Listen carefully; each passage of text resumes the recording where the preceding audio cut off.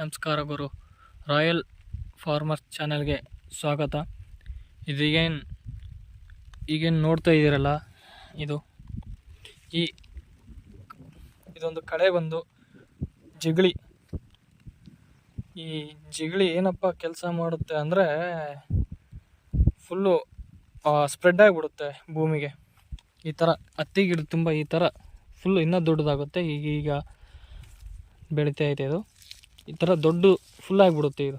ಇದೇನಾಯ್ತಲ್ಲ, ಇದನ್ನು ನಾವು ಈ ಥರ ಕಿತ್ತಿದ್ವಲ್ವ, ಈ ಥರ ಒಕ್ಕೊಟ್ರೆ ಇದು ನಾಳೆ ಬಂದ್ರೂ ಬದುಕೊಂಡಿರುತ್ತೆ. ಮತ್ತು ಆ ಒಕ್ಕಟ್ಟಿದೋ ಅಂದರೆ ಅದು ಬಿಸಾಕಿದ ಜಾಗದಲ್ಲಿ ಮತ್ತೆ ಅದು ಬೆಳೆಯುತ್ತೆ ಪುನಃ.